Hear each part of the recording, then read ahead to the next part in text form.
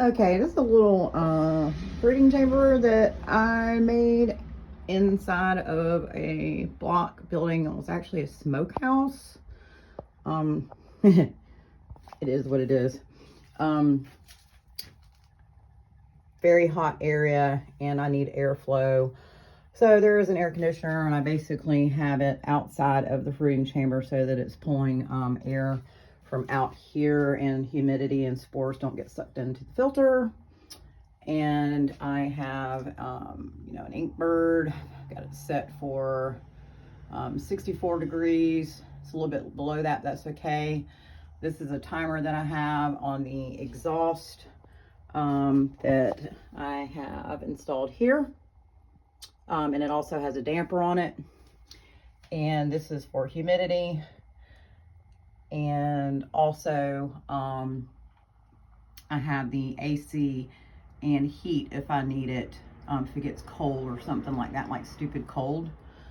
And then all externally have the, all of the electrical mounted up here. So this is basically just a box that I built and a little crappy little freaking door and installed some good electrical and its own breaker box and whatnot. So we'll walk in. This is a pretty small chamber.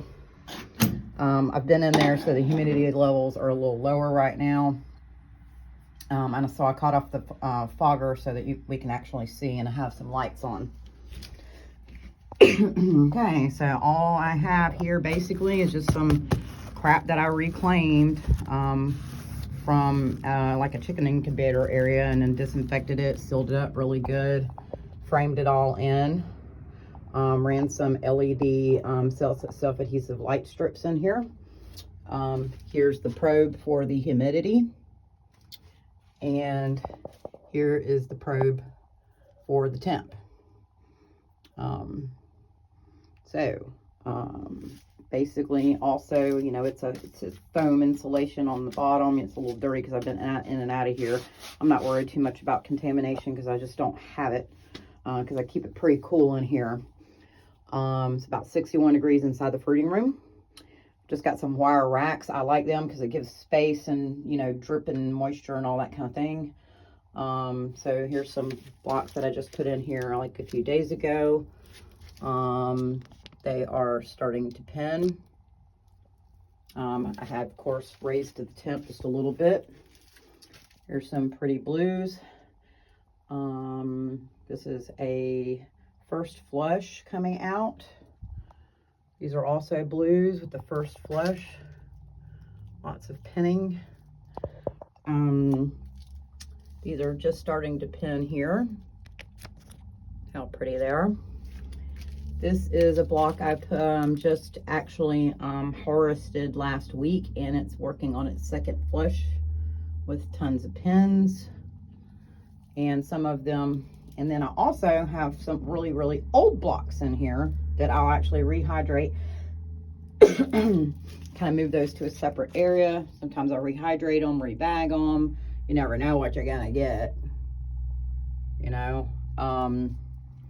and here's an example of that. So they, they're kind of like self-heal. Sometimes I cut the bag open. Sometimes I'll rebag them. Sometimes you get a couple of mushrooms out of it. Everything counts. This is a little area of, oh gosh, second, third, fourth, fifth flushes. I mean, all right, so here, for example, see, these are some black ones, and they're kind of mutated, but I don't really care. This bag, I date my bags. You can see there that is dated for August the 6th. That's the date that I made that bag, and then that block, and then probably about 10 to 12 days after the block was ready to go into fruiting, it came into the chamber. So it's been going since August, probably the third week of August, and still producing. Yeah, then subsequent flushes will be a little weird, but it's nice and dense and dark because I keep it cool in here. Here's some little weird ones coming out there. They were probably blue to begin with. Now they're white. This is probably a third flush on some blues. Looks really good. Got some crazy, like, weird pinning coming in there. You know, the blocks, they shrink after multiple flushes, so you're going to get more air pockets inside the blocks, and I try to tape them up as best as I can and whatnot. So here is also this is a real cheap setup. Ordered that. It's like a 4-inch fan that pulls CO2 out for air exchange. Because this space is small, you get a big grow going. You don't want leggy, weird looking mushrooms. So I had that actually on a timer with a damper.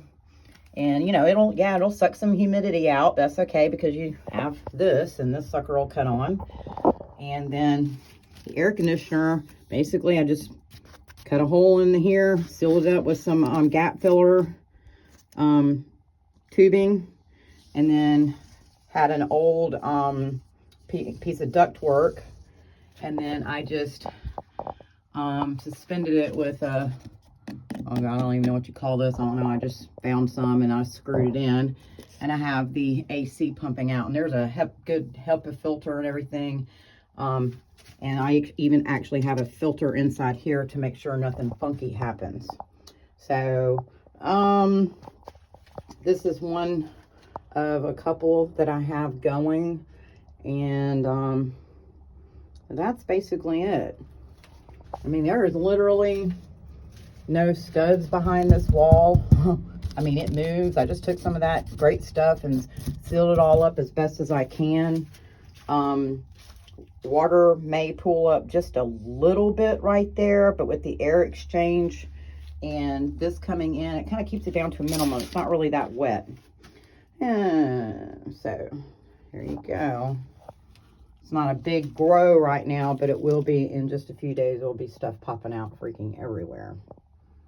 These are all 5-pound blocks, supplemented with, you know, hardwood fuel pellets with a little bit of soy hull, not pelletized. And I do cold pasteurization. I do not cook the blocks, and I make the spawn myself. So, pretties. Some little pretties. And be a big old nasty flush. This flush will probably be about 1.5 pounds, maybe even 2 pounds. The blues really do like it cooler. Actually, knocked one of these off earlier. Whoop-de-doo. Because there's plenty more where that came from. And the cooler for the blues and the blacks, you keep it, less chance of contamination. The fruits will be denser, thicker, heavier, darker, prettier, all that kind of good stuff.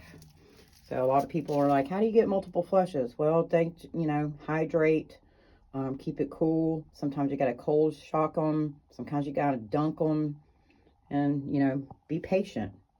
Because even if like 5 or 6 more mushrooms come off of that old block and you've got the space, you can always just eat them or sell them or do whatever it is that you want to do with them.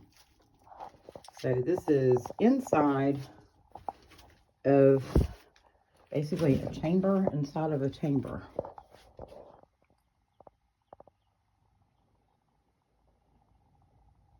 Yep, just stuck it right on a freaking table.